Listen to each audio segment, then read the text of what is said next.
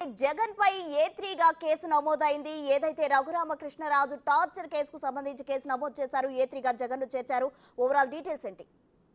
అంటే దాదాపు 3 ఏళ్లుగా అలుపెరిగిన పోరాటాన్ని ఎంపీగా ఉండి రఘురామకృష్ణరాజు చేశారని చెప్పాలి. ఎందుకంటే తను ఒక టార్చర్ చేశారు, తనపైన అన్యాయంగా కేసులో ఇరికించారు. మరోవైపు ఏదైతే ఇక్కడ హైదరాబాద్లో అరెస్ట్ చేసి ఎటువంటి ఇన్ఫర్మేషన్ లేకుండా మరోవైపు ఏదైతే ట్రాన్సిల్ అరెస్ట్ అనేది ఉంటుంది, అంటే ఒక రాష్ట్రం నుంచి ఇంకో రాష్ట్రానికి బదలాయింపు చేసేటప్పుడు అక్కడ ఉండేదాన్ని ఒక చట్టబద్ధంగా చేయాల్సిన దాన్ని కాకుండా డైరెక్ట్గా తనని సిబిసిఐడి తీసుకెళ్లి టార్చర్ చేశారు. తనని చంపడానికి హత్యాయత్నం చేశారనేది ఒక కీలకమైన కేసుగా తన 3 ఏళ్లుగా పోరాటం చేస్తూ వచ్చారు.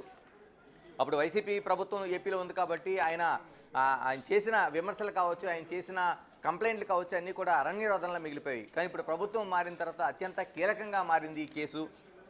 ఈ కేసులో దాదాపుగా 8 కేసులు నమోదయ్యాయి. ఇందులో ప్రధానంగా ఏదైతే మాజీ ముఖ్యమంత్రి జగన్మోహన్ రెడ్డి ఏ3గా ఉన్నారు. అంటే దీన్ని బట్టి చూస్తే ఖచ్చితంగా అంతకుముందు జగన్పై చిన్న కేసులు, అంటే ప్రభుత్వం మారిన తర్వాత చిన్న 1-2 కేసులు లాంటిది ఏదైనా బయటకు వచ్చినా ఇప్పుడు అత్యంత కీలకంగా, అంటే ఇందులో మనం చూడాల్సింది దాదాపు 307 అనే ఒక కీలకమైన కేసుతో పాటు మిగతా అనేక అంశాలు కూడా మనకు కనిపిస్తున్నాయి.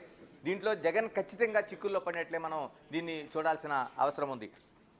అంటే ఇంత కీలకమైన కేసులోన ఇప్పటికీ దాదాపు అప్పుడు ఏదైతే మేజిస్ట్రేట్ ముందు తన హాజరుపరచలేదని ఒక కీలకమైన అంశాన్ని రఘురామకృష్ణరాజు దాన్ని లేవనెత్తారు. మరోవైపు ఎంపీగా ఉన్న సమయంలో తన టార్చర్ చేశారు. ఎందుకంటే ఆయన వైసీపీ ఎంపీగా ఉండి కూడా ఆ ప్రభుత్వం పైన, జగన్మోహన్ రెడ్డి పైన కీలకంగా పోరాటం చేశారు. ఆయన చేస్తున్న అనేక పనులు కావచ్చు, లేకపోతే అతను చేస్తున్న వివిధ అనేక అంశాలపైన పార్టీలో ఉండి ఆయన కీలకంగా విమర్శ చేశారు. దీనిపైన అప్పట్లో ఉండే ఐపీఎస్ అధికారులు పిఎస్ఆర్ ఆంజనేయులు కావచ్చు, తర్వాత సిఐడి చీఫ్ పివి సునీల్ కావచ్చు, ఇలాగే వీరందరిపైన అలుపెరగిన పోరాటం చేశారు. దీనికి తోడు ఆయన గాయాల పాలైన తర్వాత కూడా ఆసుపత్రికి వెళ్ళిన తర్వాత కూడా సూపరింటెండెంట్ కూడా ఎటువంటి గాయాలు లేవని ఇచ్చిన ఏదైతే రిపోర్ట్ ఉందో దానిపైన కూడా ఇప్పుడు కేసులు నమోదైనవి.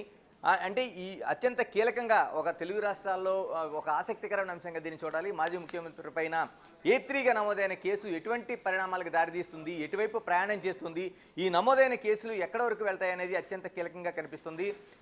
మనతో ఇప్పుడు బార్ కౌన్సిల్ సభ్యుడు, సీనియర్ హైకోర్టు న్యాయవాది ముప్పాళ్ల సుబ్బారావు ఉన్నారు. ఎందుకంటే ఈ కేసుని ఆయన ఆ రాష్ట్రంలో కీలకంగా దీన్ని ఫాలో అయ్యారు.